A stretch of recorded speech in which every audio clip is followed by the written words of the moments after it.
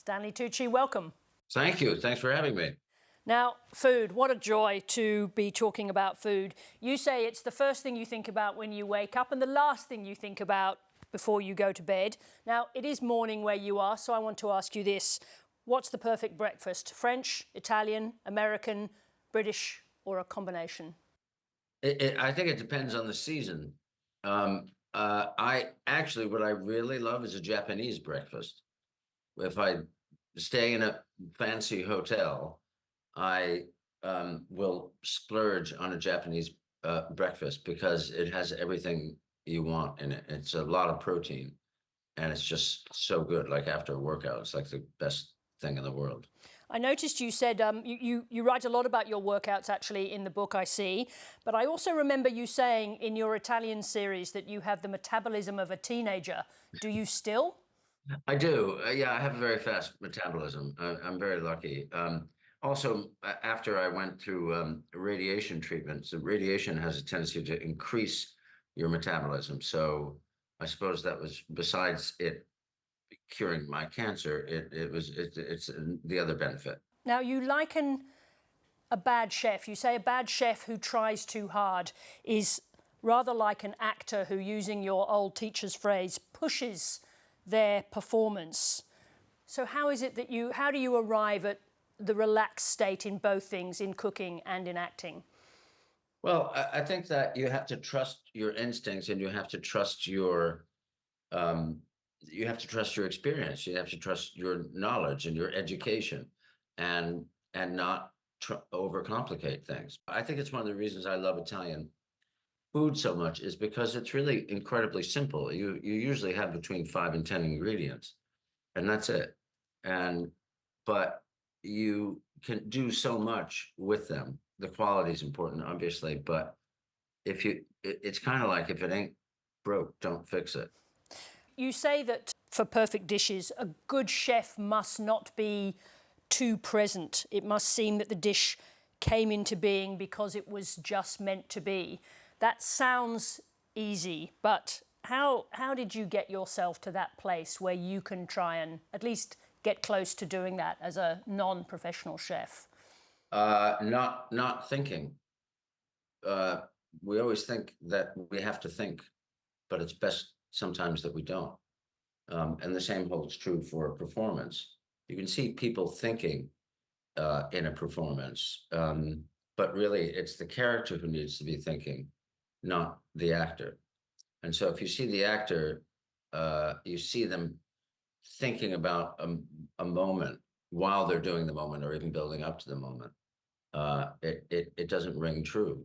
And I think the same holds true in cooking. Sometimes the things that you just kind of do on the fly because you're busy or whatever, and you think, oh, I have to make this thing, and then you do it, and you're not really thinking about it. That's usually when it works out the best. You're very lucky because you're, as I understand from reading your work, your parents and your grandparents brought you to food growing up in a generous, warm Italo-American family. Food is a shared experience. How big a gift was that to you? This is the best gift you could ever have. Um, Food is, it's a thing that, well, first of all, when it's well made, it's great, and they were all really good cooks. It's a thing that connects people. It's a beautiful process. The growing of food, the cultivation of food, the picking of that food. Watching my grandparents, my mother's parents, to see their garden season after season change and how much care they took with it and how they tended to it.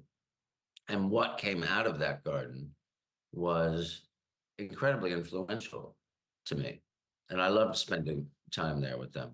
When you arrive at dinner at someone else's house, is there anything that makes your heart sink? Um, Without getting yeah, your no, friends into shame and trouble.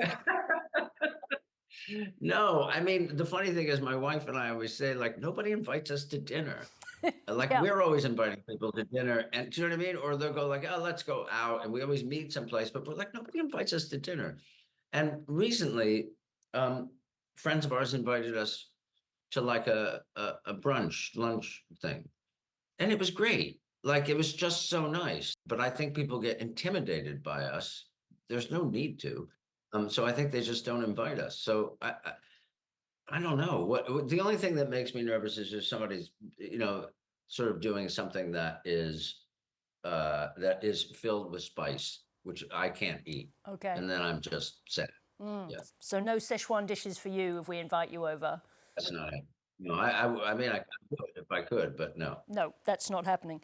There's a scene in the book where you talk about the fact that you are you're clearly still impacted by the illness, but there's a scene where you have a go. You try to eat a piece of Wagyu beef, but your mouth won't let you do it. Is that the illness still having its hand on you? It's not the illness. It's the result of the treatment, which compromises your salivary output. And people suffer from terrible dry mouth all the time. Mine is pretty good compared to a lot of people. I was very lucky that I didn't have any surgery. The tumor is too big to surgically remove. So I did have fairly high doses of radiation. There's a huge amount of scar tissue in here too. So swallowing sometimes is difficult. And you have to be careful. You can't just grab a sandwich like you used to and just go start eating. Everything has to be, it's quite measured. And then of course there are long-term effects of radiation, like thyroid issues and all that sort of stuff. But that said, those you can deal with those. They are not life-threatening in any way. And you can kind of get on with your life. And you're alive. So that's good.